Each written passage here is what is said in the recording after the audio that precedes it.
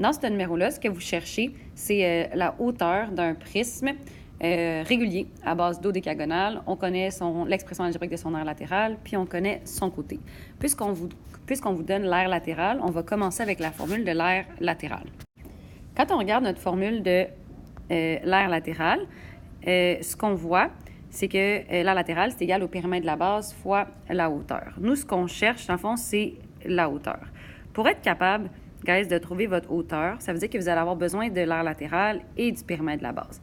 L'aire latérale, c'est quand même satisfaisant parce qu'on l'a déjà. L'aire latérale, elle est ici. Mais il faut qu'on trouve notre périmètre de la base. Le périmètre de la base, dans le fond, c'est que notre base est en forme de dodécagone régulier, parce qu'il est écrit ici. Puis chaque côté mesure 3x plus 5. Ça veut dire qu'on a 12 côtés qui mesurent chacun 3x plus 5. Donc, on va être capable d'aller trouver notre périmètre de la base. Pour ce faire, on va aller préciser notre formule un petit peu. Donc, l'aire latérale égale. Le périmètre de notre base, c'est quoi le périmètre d'un dodécagone régulier? Bien, la formule, c'est NC fois H. Et ensuite de ça, on va aller substituer des choses à l'intérieur de la formule.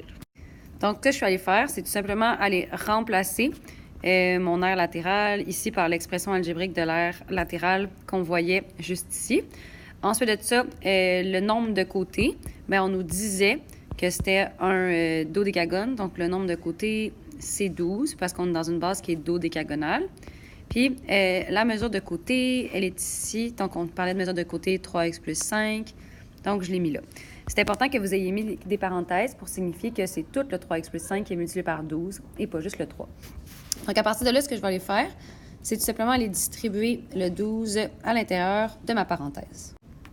Donc, maintenant que ça, c'est fait, je dois absolument ajouter les parenthèses ici, parce que sinon, il y aurait juste le 60 qui serait multiplié par H. Il faut mettre les parenthèses pour dire que c'est tout ça qui est multiplié par H. Donc là, ici, ce qu'on vous cherche à faire, c'est d'aller isoler le H. Le H, il est multiplié par 36x plus 60. Donc, ce que souvent vous êtes tenté de faire, c'est de vous dire que vous allez diviser de chaque côté par 36x plus 60.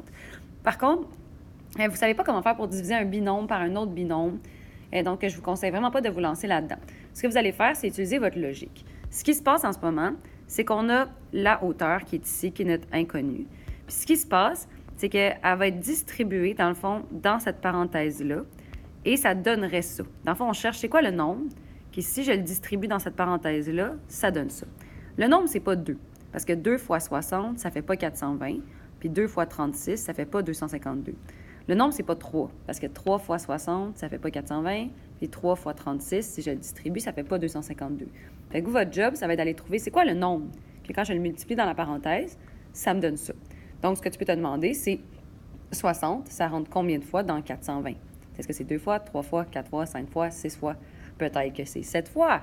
Who knows? Donc, c'est à toi de chercher ça pour trouver ta hauteur.